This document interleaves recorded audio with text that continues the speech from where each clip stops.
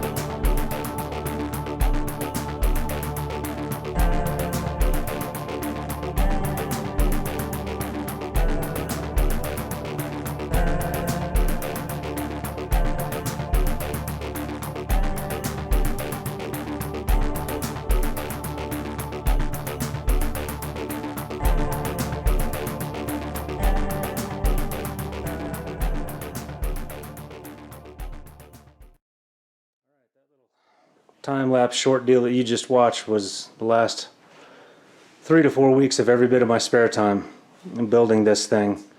It was quite the adventure for me. It's something I've been wanting to do for a while, to organize what I have and what I carry with me in a safer manner. That spare tire, it's bolted down pretty good, but that's not its permanent position. Someday I'll build a rack that comes off the bumper, but for now, a couple questions, couple concerns, some things to say. If you're thinking, should I build this the way you did? Should I try the 15-30 seconds, which is not quite 3/8 but not quite a half, somewhere in between the two? My answer is no. I don't think this worked out perfectly for me, and there's a lot of things about this that I don't like. My little GoPro camera didn't catch a lot of things because it was having malfunctions problems, because it's a knockoff anyway, but you can see here all these air bubbles, that contact cement. I used 3M number 90, which is rubber and vinyl, which I figured should work pretty well, and for where it did stick, yes, it did work very well. But I've got air bubbles. It fought me. I was doing it by myself, and I should have had probably 2 people to do it. So that's not perfect, but well, it's all right, and that's why I wasn't. My wife was asking when I was building the drawers if I was going to finish them. And the drawers themselves, well, that's heavy. I can't do that one-handed. I did leave them in the raw. And you see here, here's the mistake I was covering for too, is on the list for these drawer extensions.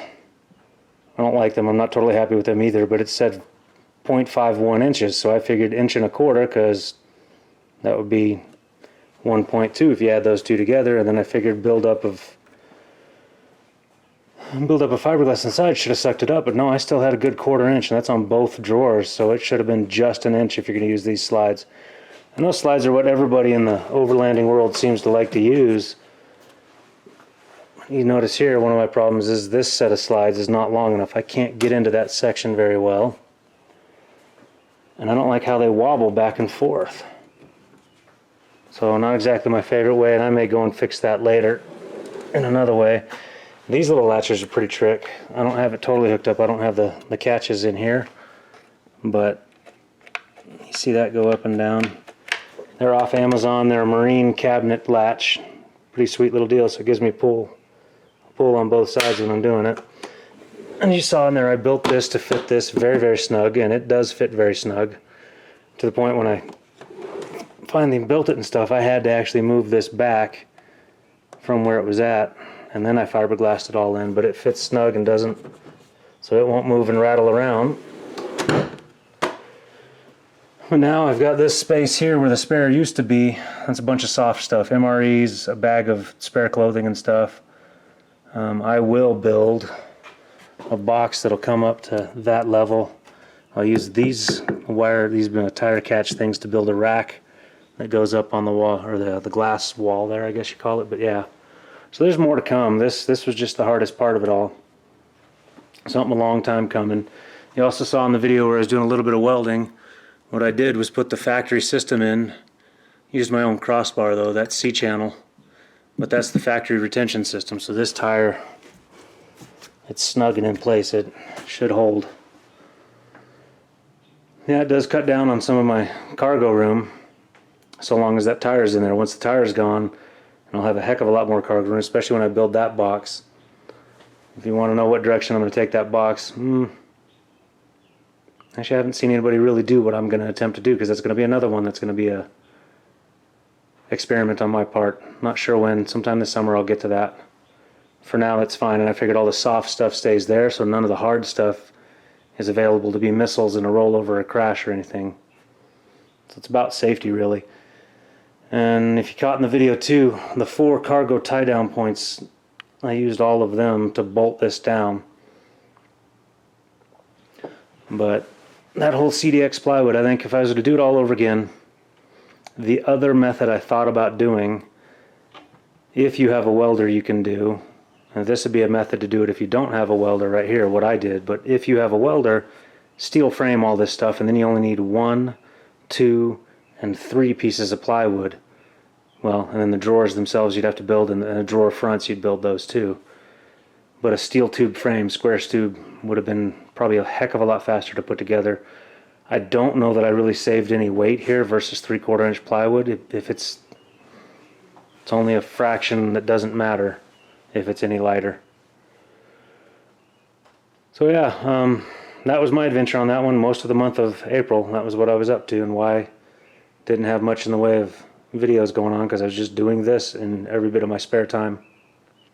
That's it. That's my whack at doing drawers. It's nowhere near as cool as some of the stuff I've seen on Instagram.